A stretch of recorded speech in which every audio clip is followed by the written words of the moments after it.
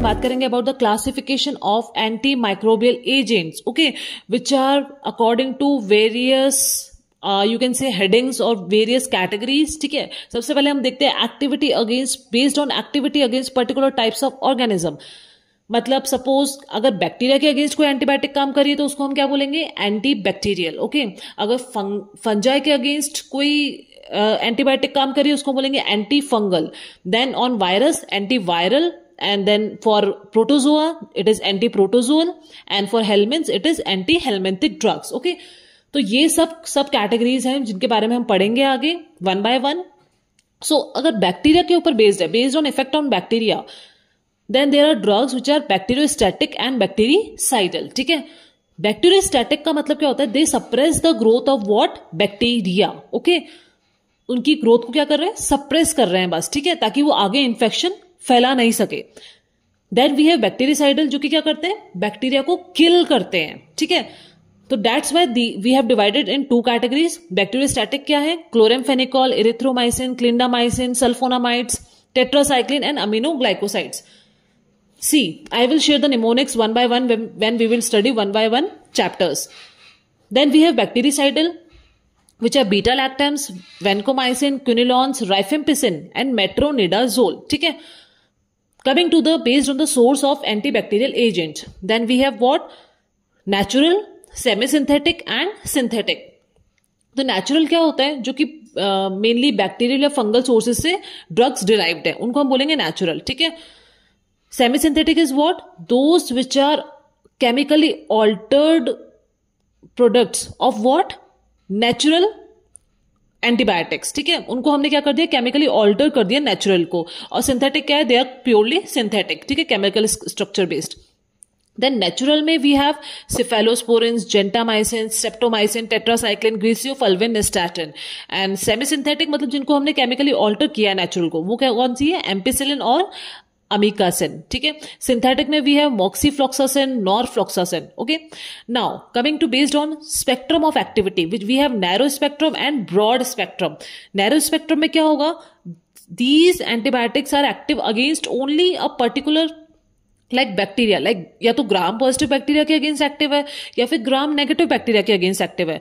और broad spectrum क्या होता है, these are active against a broad range, मतलब ग्राम पॉजिटिव बैक्टीरिया कोई सा भी हो, कोकाई है, ठीक है, और ग्राम नेगेटिव, ठीक है, दोनों के अगेंस्ट ये क्या है, एक्टिव है, ठीक है। सपोज मैं एग्जांपल बैक्टीरिया का लेके बता रही हूँ, ठीक है। तो broad spectrum involves a whole lot large group of organism.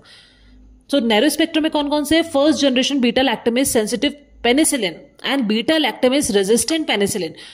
तो फर्स्ट जनरेशन में कौन से आते हैं, cloxacillin, methicillin, nafcillin, oxacillin and temocillin, ठीक है, CM not, or I will share all the mnemonics in particular chapters, ठीक है। Then we have broad spectrum, we have ampicillin and its derivatives, quinolones, aminoglycosides and cephalosporins, ठीक है। Always remember penicillin is narrow spectrum, cephalosporin is broad spectrum, okay। Then we have based on chemical structure, तो क्या होता है इन chemical structure means ये जो antibiotics हैं इनकी पर्टिकुलर जो रिंग है उनका केमिकल स्ट्रक्चर है, उसके हिसाब से हम इनको क्लासिफाई करते हैं। जैसे बीटा लैक्टम रिंग है, ठीक है, तो उनको बोलेंगे बीटा लैक्टम्स। जैसे sulphonamides, aminoglycoside, macrolides, tetracycline, fluoroquinolones, okay. तो these are based on chemical structure.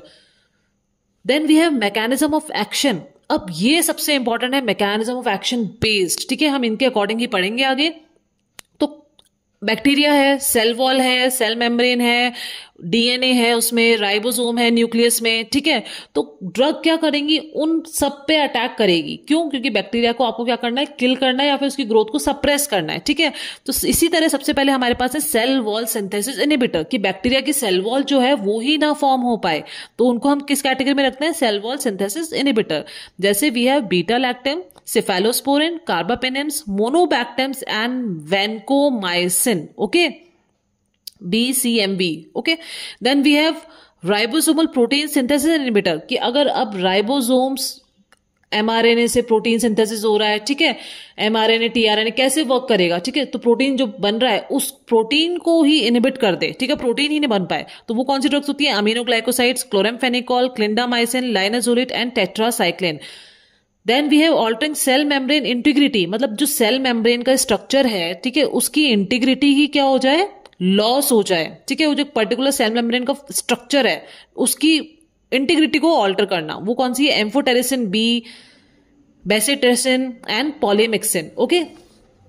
Then we have DNA और आरएनए सिंथेसिस इनहिबिटर, ठीक है, वो कौन सी है, फ्लोरोक्विनोलॉन्स और राइफेम्पिसिन, कि अगर न्यूक्लियस में डीएनए है, आरएनए है, तो उस सिंथेसिस को इनहिबिट कर दे, okay. Then we have interfering with folate और प्यूरिन्स और pyrimidine synthesis. We have what? Cotrimoxazole, that is sulfamethoxazole plus trimethoprim, ठीक है, वो क्या करती है, इंटरफेयर करती है विद फोलेट और प्यूरिन्स और pyrimidine synthesis. Then we have direct damage to DNA, जो डीएनए है उस पर डायरेक्ट डैमेज करना, वो कौन सी ड्रग होंगी, ऑब्वियसली डीएनए का स्ट्रक्चर आपको पता है कि कौन सी रिंग होती है, ठीक है, तो नाइट्रोइमेडाजोल्स और एग्जाम्पल मेट्रोनिडाजोल और टेनिडाजोल. So this completes the classification of antimicrobial agents. Now we will study each antimicrobial agent one by one according to mechanism of action, okay, and particular what antibiotics come under which category and their mnemonics. There is a lot more mnemonics coming in the coming videos, okay, so stay tuned. Thank you for watching. Like, share and subscribe.